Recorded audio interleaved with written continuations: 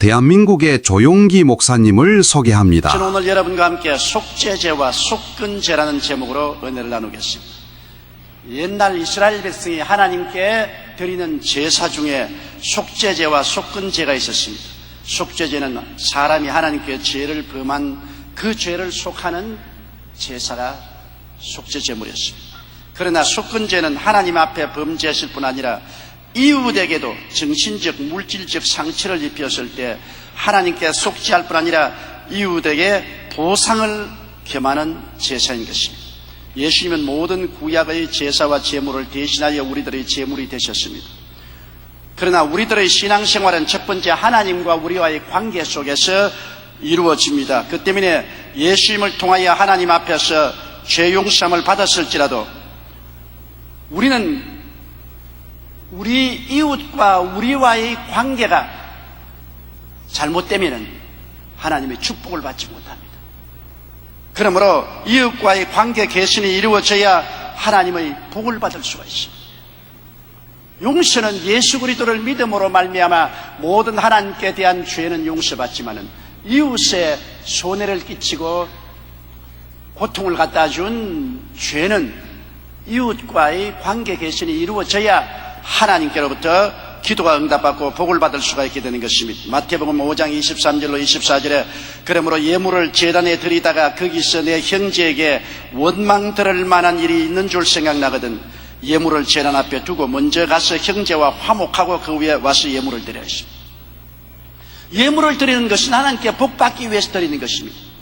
그러나 하나님께 예물을 드려 복을 받기 전에 내 이웃과 잘못된 일이 있으면 그것부터 먼저 해결하고 와서 하나님께 예물을 드려야 복을 받을 수 있다고 말씀한 것입니다.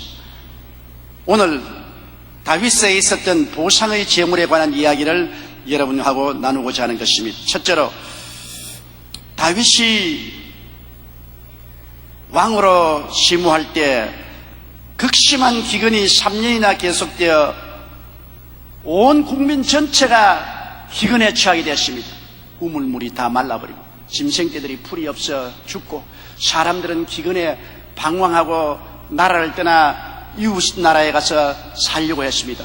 그래서 다윗이 하나님 앞에 간절히 기도했습니다. 사무엘하 21장 1절에 다윗의 시대에 연무연 3년 기근이 있으므로 다윗이 야훼 앞에 간구하며 야훼께서 가라사대 이는 사울과 피를 흘린 그 집을 인함이니 제가 기브온 사람을 죽였음이라 하시더라. 이 말은 무슨 의미냐 하면 이스라엘 백성이 가나안을 점령할 때 여호수아와 족장들이 하나님의 이름으로 기브온 사람을 죽이지 않기로 언약하고 맹세를 했는데 사울 왕이 이스라엘과 유다를 사랑하는 마음이 특심하여 그 나라에 있는 기브온 백성들을 다 멸하려고 작정하고 많은 기브온 백성들을 죽였습니다. 그러므로 하나님과 언약을 어겼기 때문에 하나님이 진노한 것입니다. 하나님은 우상 숭배하는 가나안의 7족을 진멸하도록 엄명하셔서 이스라엘 백성이 가나안 땅을 쳐들어올 때 기브온 거민은 그중 히위 족속인데 목숨을 부지하려고 먼 곳에 사는 것처럼 속여서 그들이 여호수아에게 와서 화친을 청했습니다. 이때 여호수아와 장로들은 하나님께 묻지 않고 단순하게 하나님의 이름으로 약조를 했는데 사흘 후에 보니까 속은 것을 알게 되었습니다. 속은 것을 알았지만은 언약은 언약이니 하나님의 이름으로 한 언약은 폐할 수가 없습니다. 그러므로 할 수 없이 가나안을 점령했을 때 이 히위 족속인 기브온 거민들은 성막에서 나무 패고 물 깊게 하는 종들로 삼으신 것입니다. 여호수아기 9장 15절에 보면 여호수아가 곧 그들과 화친하여 그들을 살리리라는 언약을 맺고 회중 족장들이 그들에게 맹세했습니다. 그렇기 때문에 하나님과 더불어 맹세한 것은 절대로 깨뜨릴 수가 없어요. 그런데 사울 왕 때 여호수아와 그 족장들이 기브온 족속하고 안 죽이겠다고 맹세하고 언약한 것을 깨뜨리고 일방적으로 기브온 백성들을 멸하려고 한 것입니다. 그러니까 하나님께서 진노하신 것입니다. 하나님의 언약을 깨뜨리고 하나님을 멸시한 것입니다. 그래서 다윗 시대에 온 이스라엘에 연분연 3년 기근이 왔습니다. 하나님의 심판입니다. 그래서 다윗이 기브온 사람들에게 어떻게 속죄해야 될지 물었습니다. 하나님께 범죄한 것은 하나님께 회개하면 되지만 이웃에게 범죄한 것은 이웃에게 속량을 해야 하나님이 기도를 응답하시고 복을 주시는 것입니다. 그런데 그 기브온 백성들이 뭐라고 말하냐면 우리는 이스라엘에 사는 외국 민족이기 때문에 이스라엘 사람들을 죽일 권한이 없습니다. 그러나 우리 원한을 풀기 위해서는 사울 왕의 직계 자손 중에 7명을 내주면 사울의 도시인 기브아에 그들을 목매어 달아 우리의 원한을 갚으면 우리가 이스라엘을 위해서 복을 빌겠습니다. 그렇게 말했습니다. 어찌할 도리가 없습니다. 다윗은 할 수 없어서 사울의 자손 중에 7명의 남자를 붙잡아서 이 기브온 백성들에게 내어주고 기브온 백성들은 이 7명의 자손들을 목매어 달았습니다. 그러고 난 다음 기브온 사람들이 원한을 풀고 하나님께 이스라엘 백성을 위해서 기도하며 하늘이 비를 쏟기 시작한 것입니다. 그러므로 여러분 이 사실을 볼 때 회개와 보상은 별개입니다. 우리가 하나님께 범죄했으면 하나님께 회개하면 용서를 받고 의로움을 얻습니다. 그러나 사람에게 범죄하면 이웃 사람에게 해를 끼치다든지 심신의 고통을 가했다든지 이웃의 물건을 사기쳤다든지 훔치다든지 이러한 것들은 하나님 앞에 범죄할 뿐 아니라 이웃에게 범죄한 것이기 때문에 하나님 앞에 회개하면 죄는 용서 안 받지만은 축복은 이웃에게 보상을 해야 축복이 오지 보상하지 않은 이상은 결코 축복이 오지 않습니다. 제가 서대문에서 목회할 때 대개 성도들이 극빈자이고 교회 재정이 매우 어려운 상태였습니다. 그런데 신학교 학생 한 사람이 도움을 청하여서 우리 교회에서 밤에 교회를 지키고 교회를 돌보면 등록금을 우리가 대어주고 그의 생활을 돌봐주었습니다. 그런데 주일 예배를 피하고 난 다음에 월요일날 오니까 이놈이 달아나고 없는데 보니까 교회 그날 주일날 헌금 거두어서 넣어놓은 금고를 깨가지고서 돈을 다 훔쳐서 도망을 쳐버렸습니다. 저는 아주 그냥 절망에 처했습니다. 그때 우리 교회가 얼마나 가난했는지 매주일마다 받는 헌금을 가지고야 겨우겨우 교회를 운영해 나갔는데 그만 그 돈이 송두리째 없어졌으니 그 충격은 말로 다 할 수 없습니다. 그러나 하나님께 부르짖고 기도한 결과에 하나님이 도와주셔서 교회는 그대로 그 충격을 이겨놨는데 한 3년이 지난 후에 제가 어느 곳에 가서 부흥회를 하는데 아주 이발도 하지 않고 수염을 기르고 행색이 굉장히 초라한 한 젊은이가 내게 와서 무릎을 꿇었습니다. 목사님, 저를 알지요? 알고 말고 너 고학생으로서 우리 교회에서 도와주는데 금고를 깨고 돈 훔쳐간 놈 아니가? 그러니까 그놈이 하는 말이 그거 다 옛날 일입니다. 나는 그때 이후로 기도원에 가서 죽도록 회개하고 하나님께 용서를 다 받았습니다. 목사님도 용서해 주십시오. 내가 하는 말은 이 사람아 속죄죄와 속건죄가 틀린 줄 모르느냐? 하나님께 범죄한 것은 속죄 제물만 드리면 되지만은 하나님과 사람에게 범죄한 것은 속죄만 해서는 안 된다. 속건 제물을 드려야 된다. 다시 말하면 보상을 해야 된다. 자네는 예수의 보혈로 말미암아 용서를 받고 천당은 가지만은 보상의 법칙을 통해서 훔친 돈을 도로 갚기 전에는 평생을 이 땅에서 헤매어도 하나님 복이 오지 않는다. 자네는 공사판에 가서 일을 하더라도 돈을 벌어서 하나님의 헌금 도적질하는 것을 도로 다 갚아야 된다. 그러기 전에는 자네의 기도는 절대로 응답받지 않는다. 하늘이 놋과 같이 되어서 축복은 한 방울도 임하지 않는다고 말한 것입니다. 여러분, 우리가 사람에게 범죄한 것 하나님께 회개하면 그 죄는 용서해 주되 축복을 받으려면 보상을 해야 됩니다.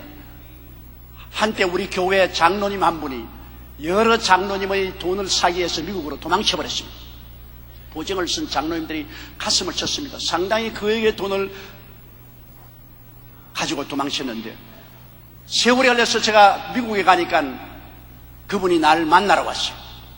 자기가 하는 말이 자기는 미국에 와서 크게 회개하고 신학교를 졸업하고 주의 종이 됐다 그래요.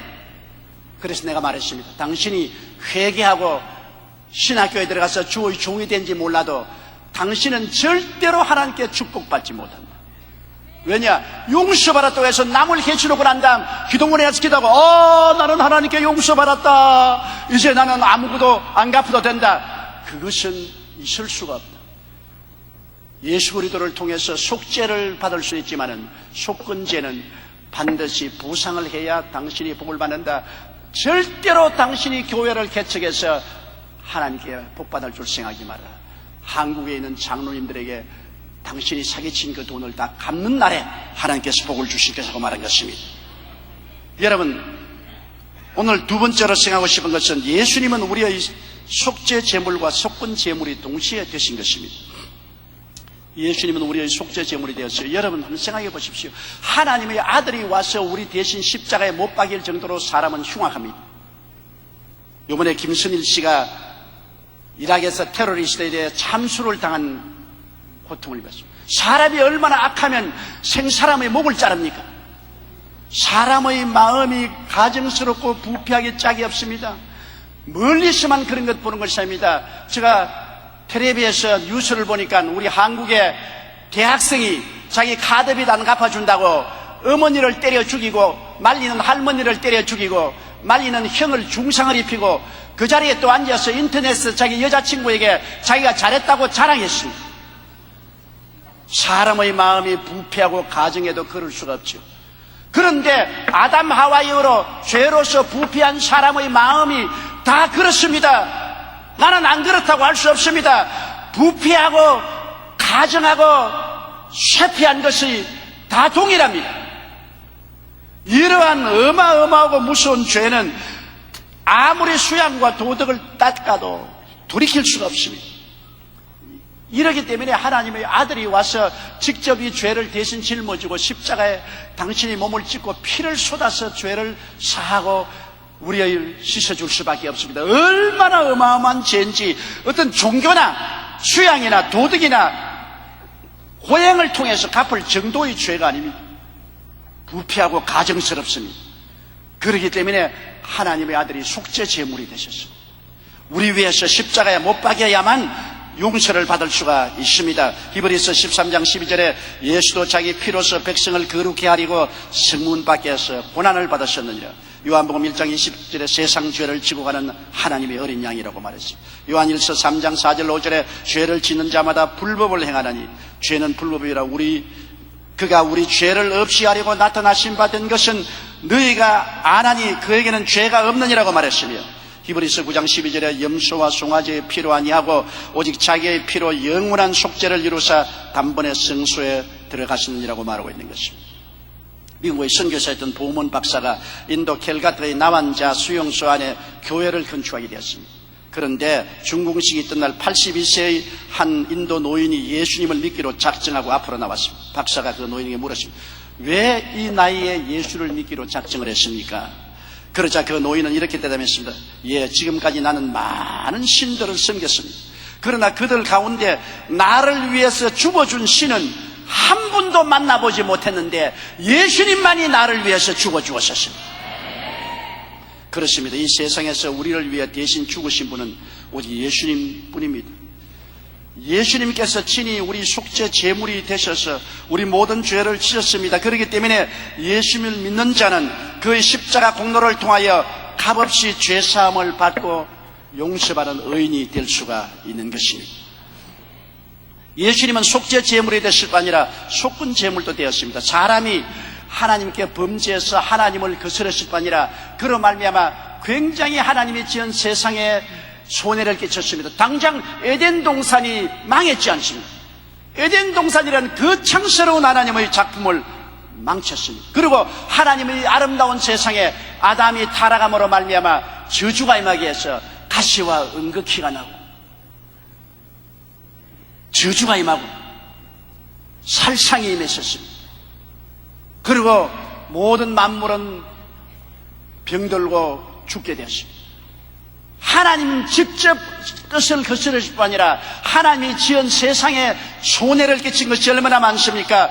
이 하나님이 만든 세상에 손해를 끼친 이 손해에 대한 배상으로 예수님은 육체가 십자가에 못 박인 것입니다. 그 흘린 피는 죄악을 속하는 속죄 제물에 피었지만은 그 못이 양손에 박히고 양발에 박히고 창을 찍어서 옆구리가 찔린 것은 속건 제물인 것입니다. 예수님께서 육체로 고난을 당하심으로 아담과 하와 그를 통해서 입은 이 세상의 모든 손해와 상처가 속량된 것입니다. 그렇기 때문에 예수님은 우리의 속죄 제물이 되시고 동시에 속건 제물이 된 것입니다. 레위기 6장 1절로 7절 우리 다 함께 소리내어 읽어주십시다.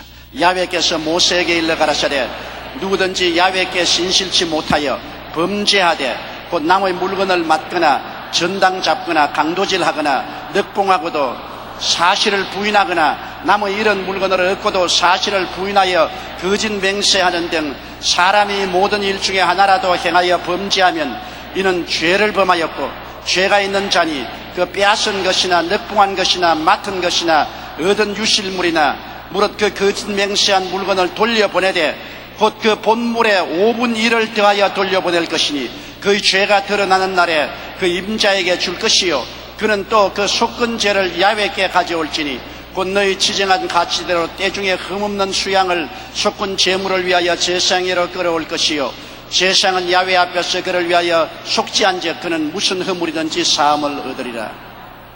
보십시오. 죄는 예수님의 보혈로 다 용서받지만 속죄 제물로 용서받지만 허물은 속건 제물을 드려야 되는 것입니다. 내가 이웃에게 상처를 입히고 이웃의 재물을 늑탈하거나 손실을 끼친 것은 속건 제물, 즉 제물을 하나님께 드려 죄사함을 받을 뿐 아니라 보상을 해야 되는 것입니다. 보상을 하지 않으면 영혼은 구원받아 천당은 갈 것입니다만 절대로 축복은 받지 못합니다. 하나님은 기도를 응답하지 않습니다. 보상이 따라야 온전한 용서가 따라오게 되는 것입니다. 보상 제도는 동서고금을 막론하고 어느 사회에서나 찾아볼 수 있는 제도입니다. 옛날 우리 한국의 고조선에서는 8조 금법이 있어서 남에게 상해를 입힌 사람은 곡물로서 갚아야 했습니다. 남의 물건을 훔친 사람은 노비로 삼았고 만일 속죄하고자 할 때는 50만 전을 내어야 했습니다. 또 부여에는 일책 12법이 있어서 남의 물건을 훔친 사람은 그 훔친 물건의 12배를 배상해야 했습니다. 구구리에서도 도둑질한 물건의 12배를 무려 내야 했고 만약 배상을 안 하면 자녀를 노비로 삼았습니다. 우리나라뿐만 아니라 고대 로마에도 12표법이 있어서 도둑질한 것은 2배로 배상을 해야만 했습니다. 이와 같이 이웃에게 끼친 손해를 보상하는 것은 시대를 초월하여 보편적으로 행해진 것입니다. 그것이 바로 속건죄인 것입니다. 속죄죄는 하나님께 범죄한 것으로 예수의 보혈로 말미암아 용서를 받고 의로움을 얻습니다. 그러나 이웃에게 손해를 끼치고 물질적으로 정신적으로 해를 끼친 것은 보상해야 됩니다. 하나님 앞에 용서받을 뿐 아니라 보상하지 않고는 하나님의 축복을 받을 수가 없습니다. 다윗의 시대 연부년 3년 기근이 온 것도 그들이 기브온 민족을 죽였기 때문인 것입니다. 그러므로 기브온 민족이 원하는 대로 보상하지 않고는 아무리 기도해도 이스라엘의 가뭄이 없어지지 않습니다. 보상했을 때 기도가 응답하는 것입니다. 셋째로 성경에는 우리가 죄와 허물로 죽었다고 말했습니다. 우리는 아담과 하와를 통해서 원죄로 죽었고 그 다음 그 이후로 우리가 수많은 세상에서 허물을 지었기 때문에 허물로 죽었습니다.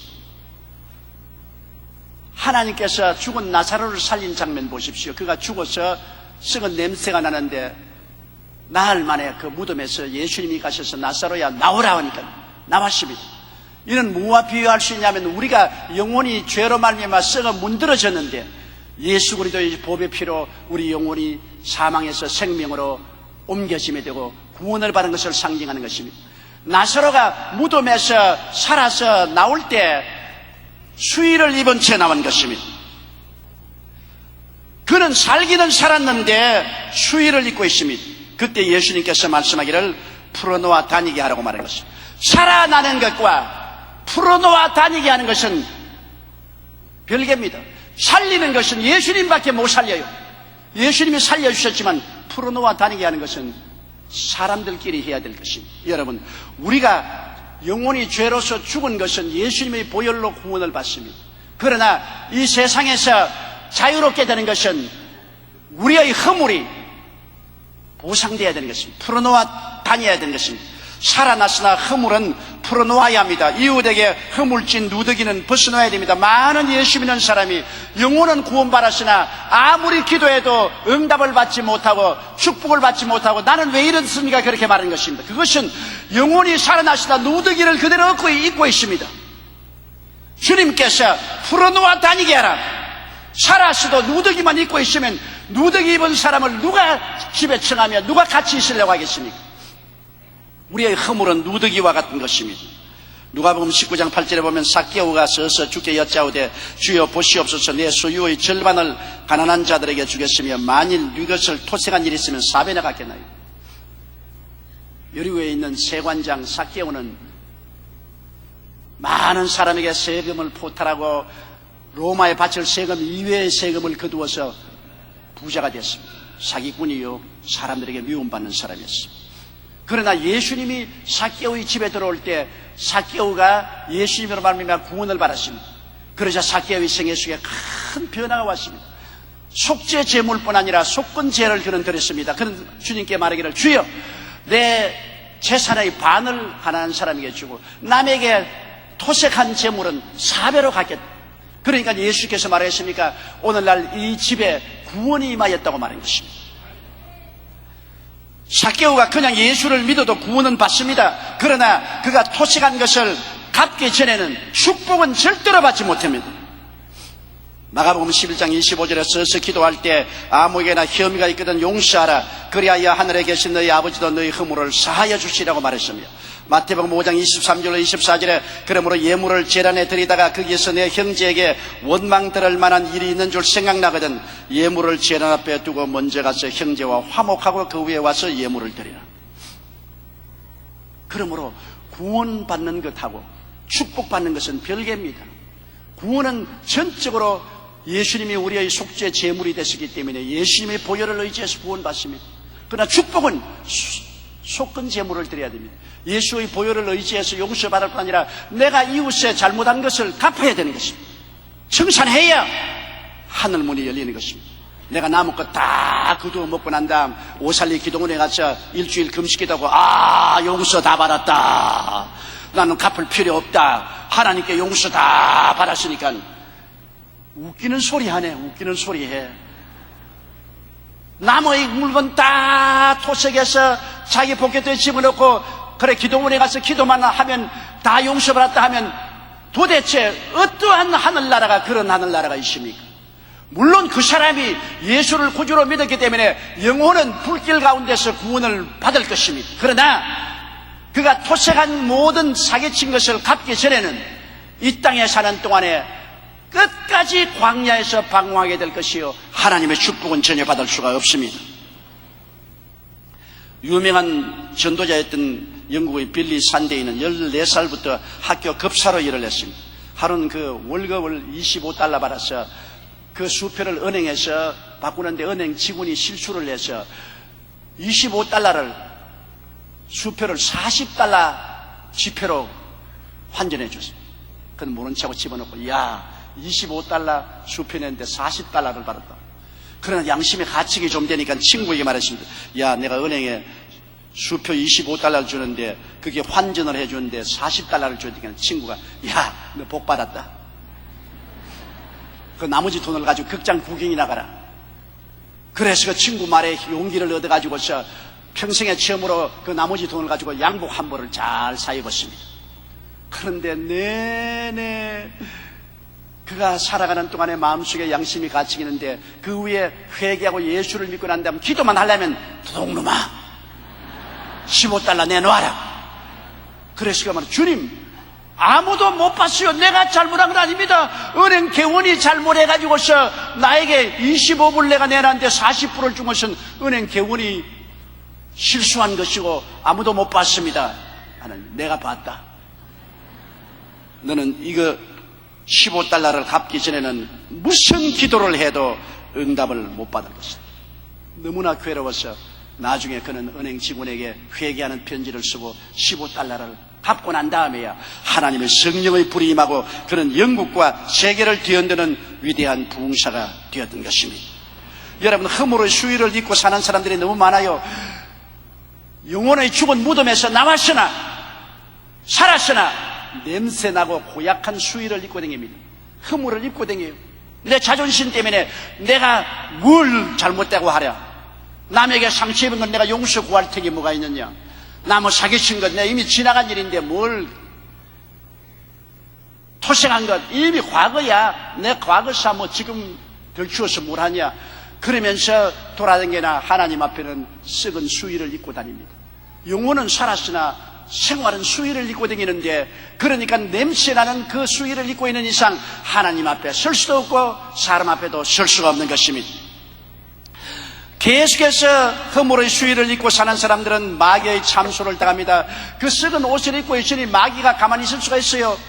더러운 것이 있어야 똥파리가 달라들지 않습니까? 수위를 입고 다니니까 마귀가 따라다니면서 계속 참수합니다. 나쁜 놈, 도둑놈, 너 기도는 응답 못 받는다, 하나님이 이런 놈을 살려줍니까? 계속해서 참수하니까 그 마귀의 참소를 받고 이 사람의 생활이 복될 수가 없는 것입니다. 이 허물의 수위를 벗기 전에는 마귀의 참수가 떠나지 않아요. 제가 미국에서 부흥회를 할 때 일입니다. 부흥회가 끝난 후에 머리털이 새하얀 형제가 신앙 상담을 왔어요. 그래서 나이가 많이 먹었구나 하고 곁에서 보니까 새파란 젊은 청년이야. 그래 나이가 얼마냐고 물으니까 30이라 그래요. 30의 청년이 머리가 백발이 되었습니다. 그래서 어떻게 머리가 백발이 되니까, 목사님, 내가 머리가 백발이 된 것은 얼마나 그동안에 내 영혼 속에 고통이 많아서 그렇지 않습니까? 32살밖에 안 되는 저희 머리가 이렇게 휘어진 사정을 들어주시겠습니까? 무슨 일입니까? 12년 동안 아주 무거운 짐으로 인해 고통을 받아봤습니다. 그리고 자꾸 주위를 살피 혹시 다른 사람이 들을까 싶었어요. 다른 사람은 없으니까 이야기하라니까. 저희 부친은 돌아가시면서 어머니에게 시골에 있는 작은 신문사를 유산으로 남겨줬는데, 어머니가 신문사를 경영하다가 크게 빚을 졌습니다. 빚으로 너무 고생해서 내가 보기에 안쓰러웠는데, 알아보니까 우리 아버님이 돌아가시기 전에 그 신문사를 굉장한 돈으로 보험을 들어놓았습니다. 그래서 내가 나이 20살 때 어머니하고 인원하지 않고 몰래 신문사에 밤에 들어가서 불을 찔렀습니다. 신문사가 불에 타버리기 때문에 그에게 보험금을 타서 내가 어머니 빚을 다 갚아주었습니다. 그리고 나는 아무도 못 봤으니까 손 털어버립니다. 그때부터 양심의 고통과 괴로움에 견딜 수가 없습니다. 늘 하나님이 앉아도 도둑놈아, 서도 도둑놈아. 그래서 너무나 마음에 고통스러워서 이것을 없애려고 술을 먹고 방탕을 하고 세속에 취해도 이 영혼의 꾸지점은 끝나지 않았습니다. 그래서 내 젊은 나이에 머리가 백발이 되고 말았습니다. 나는 이제 사는 것이 너무나 고통스럽습니다.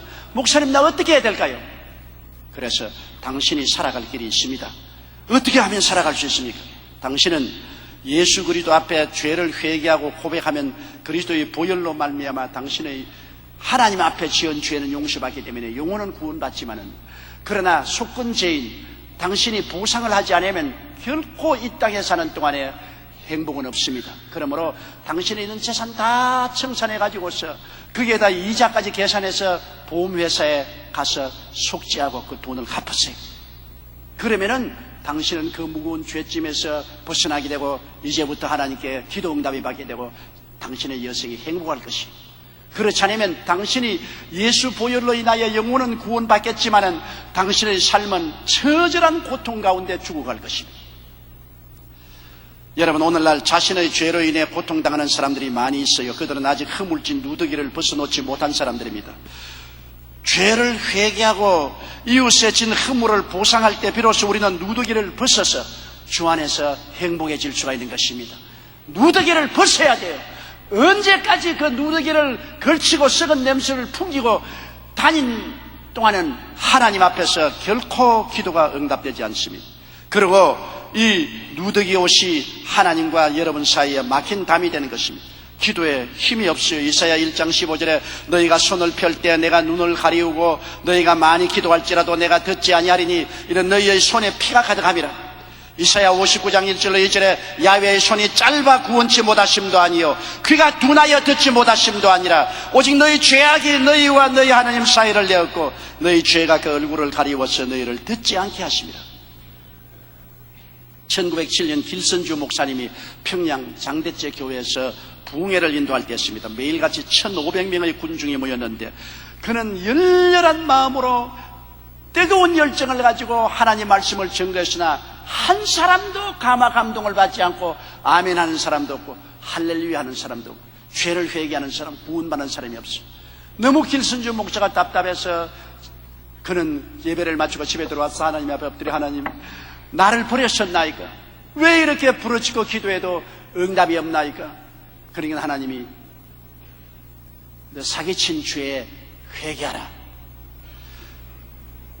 하나님 내가 무슨 사기를 쳤습니까? 그러자 기억이 나요. 예전에 친구가 죽으면서 야 우리 집 사람은 물정을 모르니까 자네가 내 재산을 다 처리해 줄 때 그 돈으로 환산해서 우리 집 사람에게 좀 주어달라 그랬습니다. 그래서 그 친구의 재산 목록을 다 받아서 그걸 다 처리해서 그 친구의 부인에게 돈 주기 전에 100원을 떼먹어 버렸어요. 아이 친구가 내게 다 서류 맡겼는데 내가 다 정리해서 그 부인에게 주면서 뭐 내 100원 떼먹은 건 누가 알겠냐. 부교침으로 자기는 잊어버렸습니다. 이게 누더기입니다. 길선주가 예수 믿고 구원받아서 목사까지 되었어도 영혼은 구원받아 목사까지 되었어도 누더기를 입고 있어요. 그 누더기 철렁철렁거리면서 강단에 서서 아무리 외친들 사람들이 구린내가 나가지고서 화음은 치는데 은혜가 안 돼요. 성령의 생수가 불어와야 회개하겠는데 화음은 치기는 치는데 성령의 생수는 없고 구린내만 나는 것입니다.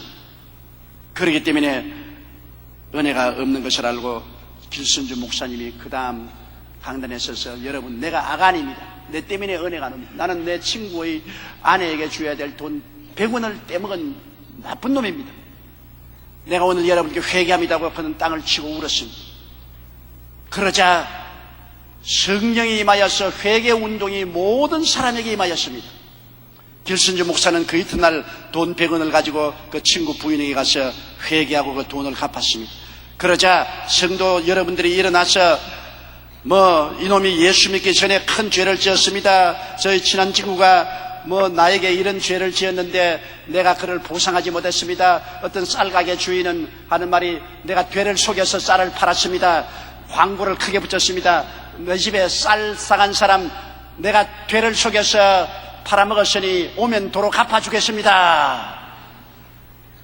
도둑질한 사람은 도둑질한 것 도로 갚아주고 남에게 상해를 끼친 사람은 상해 끼친 것을 회개하고 자복하고 굉장한 부흥이 일어나서 1907년 장대째 교회에서 우리 한국에 일어난 큰 부흥의 역사는 바로 길선주 목사님이 회개함으로 말미암아 일어났던 것입니다. 허물의 수위를 잊고 있으면 하나님과의 담이 막히기 때문에 성령의 역사가 일어나지 않습니다. 보상에 따르는 온전한 속건제를 드려야 하나님의 역사가 일어나는 것입니다. 오늘 우리 병자 위에서 기도할 때 그렇지 않습니까? 병을 고치는 것은 하나님의 뜻입니다. 그러나 성경은 뭐라고 했습니까? 너희 죄를 서로 구하며 병 낫기를 위하여 기도하라. 우리가 서로 잘못한 것을 회개하고 서로 마음으로 용서받고 용서하는 보상이 따르고 난 다음에야 하나님의 기도를 응답하겠다는 것입니다. 나는 남을 때려놓고 남에게 상처를 입히고 남을 괴롭게 해놓고 난 다음에 그것은 내게 놓고 나만 하나님 병 고쳐 주시옵소서 아무리 고함쳐도 소용이 없는 것입니다. 먼저 속건제 보상의 죄를 보상하는 역사가 있어야 됩니다. 물건을 훔친 사람은 물건으로 갚아야 돼요. 토색한 사람은 토색한 것으로 갚아야 돼요. 서로 마음을 상하게 한 것은 서로 만나서 회개하고 자복하고 서로 마음에 화해해야 돼요. 성경은 뭐라고 말합니까? 땅에서 묶으면 하늘에서 묶인다고 말한 것입니다. 땅에서 풀면 하늘에서 풀린다고 말한 것입니다. 그러므로 이것은 보상의 법칙에 따른 것입니다. 마태복음 18장 18절에 진실로 너희에게 이르노니 무엇인지 너희가 땅에서 매면 하늘에서도 매일 것이요 무엇인지 땅에서 풀면 하늘에서 풀리라. 이것은 바로 죄를 말하는 것입니다. 우리가 세상에서 사람과 사람 사이에 지은 죄는 사람과 사람 사이에 풀어야 되는 것입니다. 서로 용서하고 용서받고 풀면 하늘에서 풀려서 그때부터 하나님의 은혜가 임하시기 시작하는 것입니다. 그러나 내가 세상에서 풀지 아니하면 하늘에서 응답이 오지 않은 것입니다. 야고보서 5장 15절로 16절에 믿음의 기도는 병든 자를 구원하리니 주께서 저를 일으키시리라. 혹시 죄를 범하였을지라도 사하심 얻으리라. 이러므로 너희 죄를 서로 고하며 병 낫기를 위하여 서로 기도하라. 의인의 간구는 역사하는 힘이 많다고 말한 것입니다. 우리의 신앙생활 중에 속죄죄와 속근죄를 잘 이해해야 원만한 축복받는 신앙생활을 할 수 있습니다. 원죄는 아담과 하와를 통해서 받은 원죄는 오직 믿음으로 다 씻어지지만 우리가 이 땅에 살면서 허물지은 허물죄는 하나님 앞에서 용서받음과 동시에 허물을 벗는 실천이 있어야만 되는 것입니다. 가만히 있다고 허물이 벗어지지 않습니다. 내 허물을 고백하고 그리고 내 허물을 남의 물건을 훔친 것은 보상을 하고 갚아야 되는 것입니다. 청산을 해야 되는 것입니다. 그렇기 때문에 우리가 하나님께 축복받는 것은 쉬운 길이 아닙니다. 구원받는 것은 죄를 지었음에도 불구하고 못났음에도 불구하고 버림을 받아야 마땅함에도 불구하고 죄 지은 그대로 못난 그대로 주님께 나와서 예수의 보혈을 의지하면 값없이 용서와 의와 구원을 받죠. 그러나 그것은 속죄 제물입니다. 그 다음에는 속건 제물은 여러분 보상이 따라야 되는 거예요. 축복은 보상이 따라야 됩니다. 그러므로 축복받는 것은 너무나 힘이 듭니다. 내가 내 자신을 죽여야 됩니다. 나를 깨뜨려야 됩니다. 내 고집이 깨어져서 혹시 아내를 괴롭혔으면 아내에게 대해서 용서를 얻어야 됩니다. 남편을 속였으면 속였다고 용서를 받아야 되는 것입니다. 부모에게 불효했으면 불효한 죄를 회개하고 부모 앞에 무릎을 꿇어서 용서를 받아야 됩니다. 이웃에 상해를 끼쳤으면 상해 끼친 것을 용서받아야 됩니다. 훔쳤으면 갚아야 돼요. 얼마 전에도 보니까 어느 책방에 10,000원짜리 돈을 넣어서 보내면서 하는 말이, 내가 10년 전에 이 책방에서 10,000원짜리 책을 훔쳤습니다. 우리 조카가 낳는데 형수가 늘 어린아이 기르는 법에 대한 책을 갖기를 원하나 너무 가난해서 책을 가질 수가 없었습니다. 내가 이 책방에 오니까 육아법에 대한 책이 있기에 슬쩍 훔쳐서 그래서 우리 형수에게 갖다 주었습니다. 10년이 하루같이 내 마음이 무겁고 괴로운데 나는 아무 교회에 나갑니다. 기도를 해도 기도가 막혀서 응답이 안 됩니다. 그래서 내 죄를 고백하고 그 책값을 붙여드립니다. 책 주인이 돈 10,000원 받았어요. 그래서 너무 기특해서 그 교회로 책을 20몇 권 보냈다나? 그 사람은 불과 10,000원짜리밖에 안 되지만 그것이 마음에 늘 걸려서 고통을 당하는 것입니다. 내가 사랑하는 우리 신학교 은사였던 존 스테츠 목사님이 그런 간증을 합니다. 성령을 받기 위해서 하나님께 기도를 하는데 다른 사람은 다 성령을 받는데 자기는 아무리 몸부림을 쳐도 성령을 받지를 못해요. 그래서 하나님 왜 나는 성령을 주시합니까? 하니까 임마 너 언제 자동차를 타고 식당 앞에 오다가 나무 차를 받았지 않느냐? 앞뒤를 살펴보고 아무도 없으니까 네가 도망쳤지. 너 그 차값 갚아라. 너 나무 차를 우러뜨려 놓고 난 다음에 안 보았다고 도망을 쳤는데 그 우월해진 건 갚아라. 하나님 그 차 주인이 누군지도 모르고 벌써 그 차 사고를 낸 것은 내가 총각 때인데 뭐 그걸 가지고서 말합니까? 너는 그렇게 생각하지만 나는 그렇게 생각하지 않는다. 너 그 누더기를 입고 있다. 그 벗어라. 그럼 어디다 벗을까요? 줄 데가 없으면 그 돈을 하나님 헌금함에 넣어라. 그래서 회개하고 자동차 수리비를 봉투에 넣어서 헌금함에 넣고 꿇어앉자마자 성령 세례 받았어요. 성령이 불같이 임했어요. 용서는 값없이 받지만은 하나님께 축복은 속건 제물을 드려야 되는 것입니다. 보상의 법칙이 반드시 따라야 되는 것입니다. 제가 솔로몬 군도의 부흥회를 인도하는데 솔로몬 군도에서는 콤펜세이션이라는 이 보상의 역사가 있나요? 콤펜세이션은 영어인데 한국말로 번역하면 보상이라는 말이겠어요. 부족 간에 싸움이 일어나고 또 이웃 간에 서로 싸움이 일어나면 보상위원회가 있어서 불러가지고서 서로 대화를 해서 얼마를 보상하면 되겠느냐 서로 이야기를 하면 그 이야기에 따라서 쉘만이라든지 돼지라든지 양이라든지 닭을 주어서 보상을 하고 그 다음에는 화해가 되어서 뭐 없은 듯이 평안하게 돼요. 그래서 그 솔로몬 군대에서는 좀처럼 재판을 하러 가는 법이 없어요. 재판 가기 전에 보상위원회에 가서 이에서 서로 주고받고 보상해서 화해해버리고 말아요. 그래서 아주 친하고 화평하게 지내요. 우리는 하나님과 화목하고 하나님과 친하기 위해서는 이 세상에서 우리가 보상을 해야 되는 것입니다. 그렇게 할 때 하나님께서는 다윗의 기도를 듣고 이스라엘에 3년 동안 기근이 오던 그곳에 비를 내린 것처럼 우리의 생활에 하늘문을 열고 영혼이 잘됨같이 범사에 잘되며 강건하고 생명을 얻되 넘치게 얻는 축복을 내려주게 되시는 것입니다. 다 같이 거기서 기도드리겠습니다. 사랑이 많으시고 거룩하신 우리 아버지 하나님, 예수님은 우리를 위해서 속죄 제물도 되시고 속건 제물도 되셨습니다. 우리 조상이 잘못해서 지은 죄를 위해서 하나님을 거스린 죄는 속죄와 제물이 되고 그로 말미암아 가져온 에덴 동산과 이 세상에 끼친 모든 손해는 주님의 육체를 찢음으로 속건 제물이 되셨습니다. 하나님 아버지, 우리가 예수를 믿어 죄사함을 받고 구원을 얻고 하나님 앞에 쓴 것을 기뻐하지만은 우리가 우리의 삶 속에 기근이 다가오고 영혼이 기근이 다가오고 생활에 기근이 다가오고 삶의 행복에 기근이 다가오는 것은 우리가 보상하지 않았기 때문입니다. 하나님 아버지, 다시 한번 우리 가슴에 손을 얹고 생각하고 예수 믿고 난 다음에 속건 제물을 다 드리는 우리들이 되게 도와주시옵소서. 천국만 갈 뿐 아니라 이 땅에 사는 동안 기도가 응답받고 하늘이 비를 내리고 땅이 열매를 맺는 기적을 가져오며 살게 도와주시옵소서. 예수님 이름으로 기도드리옵나이다. 아멘. 할렐루야. 아멘. 목사님 감사합니다. 구독과 좋아요는 제작하는 데 힘이 됩니다. 감사합니다.